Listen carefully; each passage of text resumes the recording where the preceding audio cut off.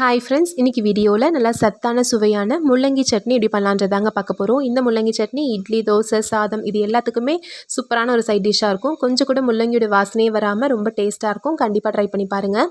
இப்போ இந்த முள்ளங்கி சட்னி செய்கிறதுக்கு மீடியம் சைஸில் ஒரு 3 முள்ளங்கி எடுத்துருக்கேங்க. இதை தோல் சீவிட்டு பொடியாக நறுக்கி எடுத்து வச்சுக்கோங்க. கூடவே ஒரு பெரிய வெங்காயத்தை எடுத்துக்கலாம் கட் பண்ணி. ஸ்டவ்வில் ஒரு வானலி வச்சுக்கலாங்க. இதில் 3லேருந்து 4 டீஸ்பூன் அளவுக்கு எண்ணெய் விட்டு 2 டேபிள் ஸ்பூன் அளவுக்கு உளுத்தம்பருப்பு, 2 டேபிள் ஸ்பூன் அளவுக்கு கடலைப்பருப்பு, கூடவே காஞ்ச மிளகாய் ஒரு 6 காஞ்ச மிளகாய் போட்டு நல்லா வறுத்துக்கோங்க.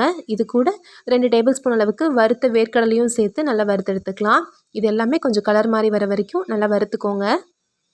இந்த அளவுக்கு நல்லா வறுப்பட்டதும் ஸ்டவ் சிம்மில் வச்சுட்டு இதை தனியாக ஒரு தட்டில் மாற்றிக்கலாம். இது சூடு ஆறுனதுக்கப்புறம் மிக்ஸி ஜாரில் போட்டுக்கலாம். இப்போ அதே எண்ணெயிலேயே நம்ம பொடியாக நறுக்கி வச்சுருக்க முள்ளங்கியை போட்டு நல்லா வதக்கிக்க போகிறோம். முள்ளங்கியுடைய அந்த பச்சை வாசனை போகிற வரைக்கும் நல்லா வதக்கிக்கோங்க.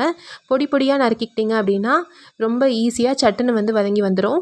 இந்த சைஸில் நீங்கள் கட் பண்ணி போடும்போது கிட்டத்தட்ட ஒரு 7லேருந்து 8 நிமிஷத்துக்குள்ளார நல்லா இந்த பச்சை வாசனைலாம் போய் நல்லா வெந்து வந்துடும். இதில் தண்ணி எதுவும் சேர்க்க வேண்டாம். மூடி வச்சு இதை வதக்கி எடுத்துக்கலாம். கொஞ்சம் லேசாக கலர் மாறி வரணும். அது வரைக்கும் நல்லா இதை வதக்கிக்கோங்க. ஓரளவுக்கு இது வதங்கி வந்ததுக்கப்புறமா ஒரு பெரிய வெங்காயத்தை மீடியம் சைஸில் கட் பண்ணி இது கூடவே சேர்த்து அதை வதக்கிக்கலாம்.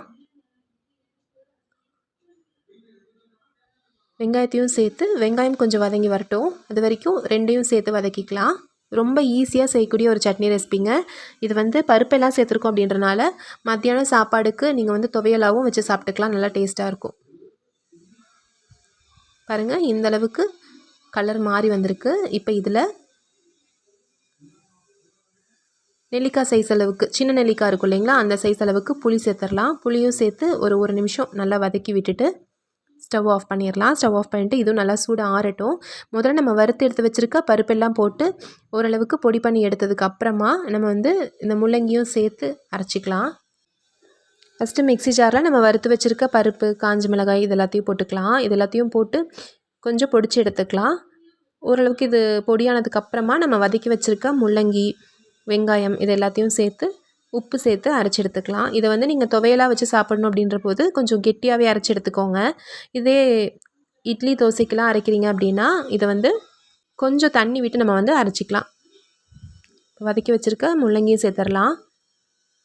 இதுலேயே ஒரு 1.5 ஸ்பூன் அளவுக்கு கல்லுப்பு சேர்த்துக்கிறேன்.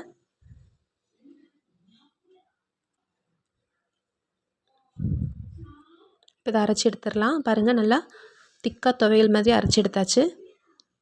ஒரு பவுலில் மாற்றிக்கலாம். கடைசியாக இந்த முள்ளங்கி சட்னிக்கு ஒரு தாளிப்பு கொடுத்துடலாம்.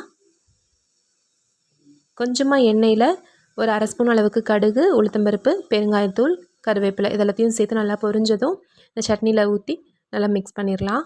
அவ்வளோதாங்க, நல்லா டேஸ்டியான முள்ளங்கி சட்னி ரெடி ஆயிடுச்சு. முள்ளங்கி அப்படியே கொடுத்தா யாருமே குழந்தைங்களாம் விரும்பி சாப்பிட மாட்டாங்க அதோட வாசனைக்கு. இந்த மாதிரி செஞ்சு கொடுக்கும்போது எல்லாருமே விரும்பி சாப்பிட்ருவாங்க. இது முள்ளங்கியில் தான் செஞ்சுருக்கீங்கன்றதே தெரியாது. அந்தளவுக்கு நல்லா டேஸ்ட்டாக இருக்கும். கண்டிப்பாக ட்ரை பண்ணி பாருங்கள். இந்த ரெசிபி பிடிச்சிருந்துச்சுன்னா நம்ம சேனல் ராகாஸ் கிச்சனில் ஒரு லைக் கொடுங்க. ஃப்ரெண்ட்ஸ்க்கு இந்த வீடியோவை ஷேர் பண்ணிக்கோங்க. நம்ம சேனலை சப்ஸ்கிரைப் பண்ணி வச்சுக்கோங்க. தேங்க்யூ.